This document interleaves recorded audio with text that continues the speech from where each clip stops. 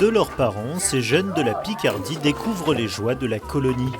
Déjà, on est mélangés aux autres, on dort avec eux, on joue avec eux toute la journée, on fait des activités avec eux, donc ça change de nos habitudes avec nos parents. Ici, on est beaucoup, et puis c'est mieux, en plus, quand on parle aux parents ou quand on parle avec un copain, c'est pas pareil. Des amitiés qui se nouent progressivement et les discussions peuvent se poursuivre jusque tard dans la nuit. Le soir, quand on est entre amis dans les tentes, ça c'est marrant parce qu'on peut se raconter des histoires, on discute et tout, et ça c'est bon.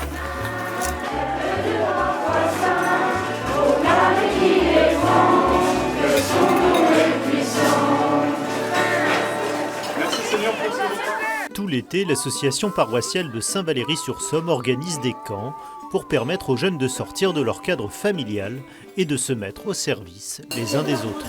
Débarrassage, vaisselle, mettre la table, le temps de prière, le ménage des dortoirs, le ménage des salles de jeu.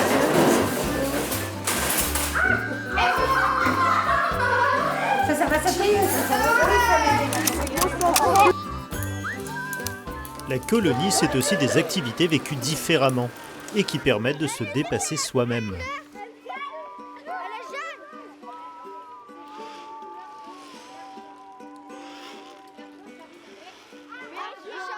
Je ne savais pas que j'allais réussir par exemple à faire l'acrobranche, je croyais que j'allais pas réussir et j'ai réussi.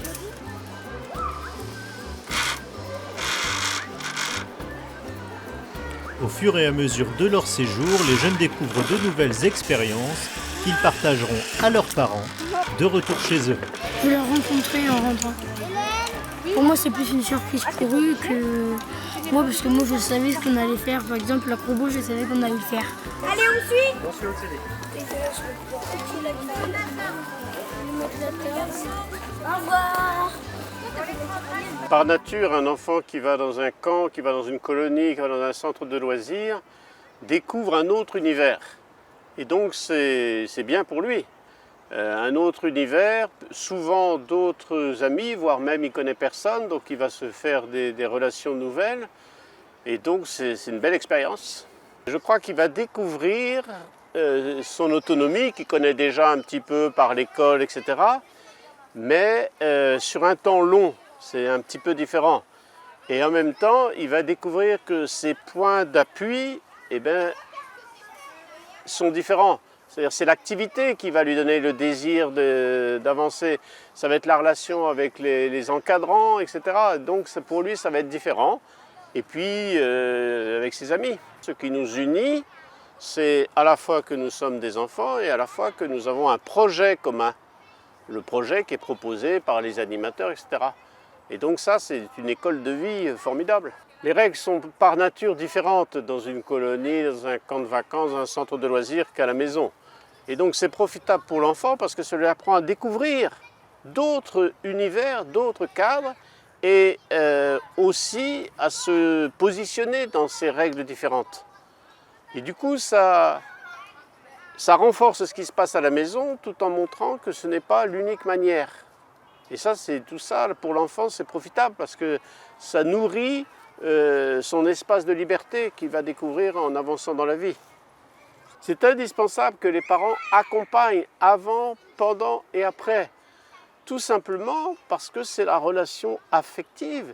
Il faut que l'enfant comprenne pourquoi les parents l'ont inscrit dans tel groupe. Il faut que l'enfant comprenne que les parents ne l'abandonnent pas. Il faut que l'enfant comprenne que les parents se sont intéressés à lui quand bien même il n'était plus là. Physiquement.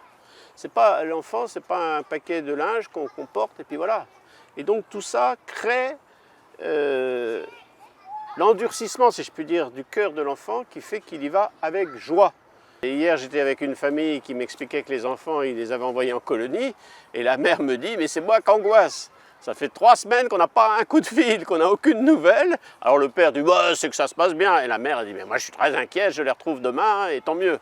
Donc voilà, il faut qu'au retour, papa, maman disent ce qu'eux aussi ont vécu pour que l'enfant reprenne sa place dans la famille.